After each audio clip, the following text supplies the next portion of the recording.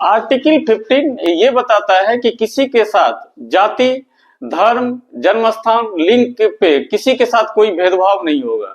उसके बाद आर्टिकल 16 ये बताता है इक्वल अपॉर्चुनिटी, सबको एक समान अपॉर्चुनिटी मिलेगा।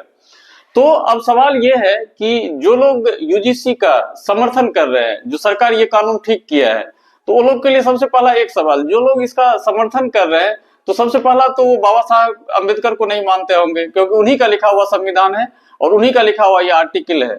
तो यदि एक कानून पे आप इस तरह आंख मूंद करके सरकार का आप सपोर्ट करेंगे, तो कल होगी यही सरकार आपके लिए भी ऐसा कानून बना देगा जिसका फिर आप विरोध करेंगे, तो फिर दूसरा आदमी इसका फिर सपोर्ट में आ जाएगा।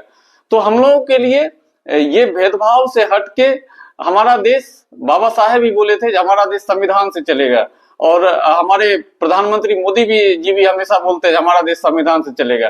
तो यदि संविधान से चलेगा तो ये यूजीसी कानून जो आया है और ये आर्टिकल 15 और आर्टिकल 16 जो है, क्या ये दोनों कॉन्ट्राडिक्ट नहीं कर रहा है?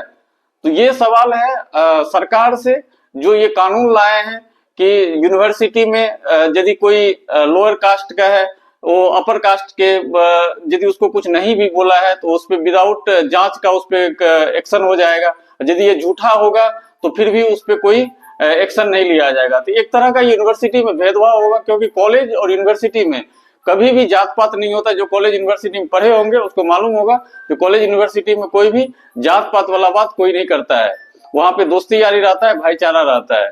तो कोई भी कानून आता है उस पे ना आंख मूंद करके उसका सपोर्ट करना चाहिए, ना ही आंख मूंद करके भरोसा करना चाहिए। सबसे पहले ये देखना चाहिए कि ये कानून संविधान के हिसाब से है या नहीं है। यदि संविधान के हिसाब से है उसका सबको सपोर्ट करना चाहिए, यदि संविधान से कॉन्ट्राडिक्ट कर रहा है तो उसका सबको अपोज करना चाहिए।